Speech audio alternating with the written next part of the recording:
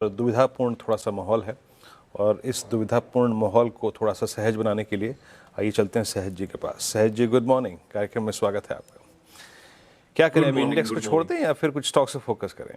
क्या इंडेक्स समझ में आ रहा है इस वक्त क्या करना चाहिए इंडेक्स में? जी इस टाइम जिस हिसाब से आपने बताया ऑब्वियसली एक परिस्थिति है। बट आई थिंक एक रिस्क डिफाइंड ट्रेड हमेशा अवेलेबल होता है। मेरा ये मानना है जो हमारी ये नई वीकली सीरीज शुरू हुई है इसका बहुत ही बेहतरीन निफ्टी का सपोर्ट 25070 है, 25,070।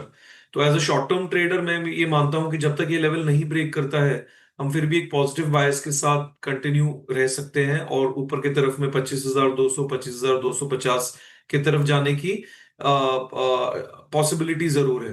देखिए ओवरऑल बड़े पिक्चर में आपने यदि आप डेली चार्ट्स देखेंगे तो निफ्टी ने एक हायर बॉटम हायर टॉप का स्ट्रक्चर बनाया है। अभी ऐसा कोई रीजन हमें नहीं दिख रहा है कि हमें वो व्यू को चैलेंज करना चाहिए। सेफ टू अज्यूम के वो व्यू कंटिन्यू रहना चाहिए। तो शॉर्ट टर्म बेसिस पर 25,070 का एक सपोर्ट मान के मैं ये वीकली सेटअप में पॉजिटिव रहने की सलाह फिलहाल के लिए जरूर दूंगा। ओके, अच्छा, निफ्टी बैंक पे आपका टेक क्या है? निफ्टी बैंक सिंक हुआ कल लेटर हाफ में, आज भी वो दमखम जुटा नहीं पा रहा है। 56,000 जहाँ पे पुट राइटर्स का कंसंट्रेशन है सहज जी, कल भी था। आप बाय की वकालत करेंगे या फिर अवॉइड करेंगे अभी यहाँ पर?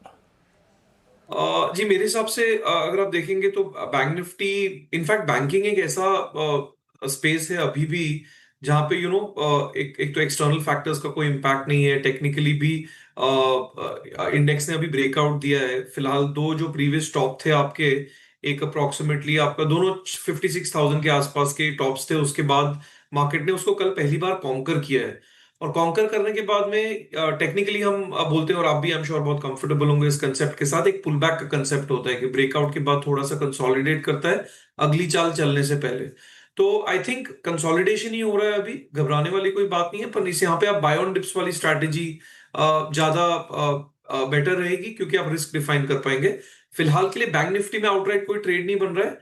बट कोई मीनिंगफुल करेक्शन आता है इसमें 55,500 की तरफ तो श्योरली बाइंग का ही ध्यान रखना चाहिए। ओके, अब आते हैं आपके स्टॉक स्पेसिफिक आइडिया पे। सहज जी, क्या पिक कर रहे हैं डायरेक्शनल ट्रेड शॉर्ट लॉन्ग में आप? जी अगेन ये मार्केट जो है दो एक एक एक कंसोलिडेटिव मार्केट है जहां पे बहुत आपको specific value momentum risk define करके चलना है। तो दो पिक्स है मेरे, एक वैल्यू पिक है मेरा एसीसी।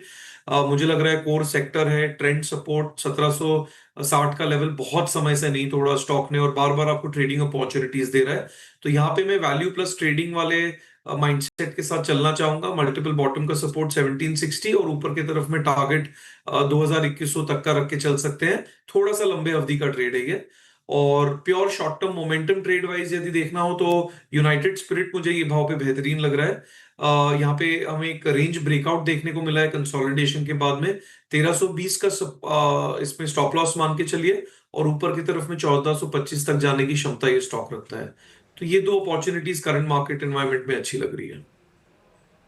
Okay USL. चलिए सहज, बहुत बहुत शुक्रिया, आप इस कार्यक्रम में शामिल हुए, सभी स्टॉक्स और इंडेक्सेस पे अपनी राय रखी आपने, बहुत बहुत शुक्रिया। और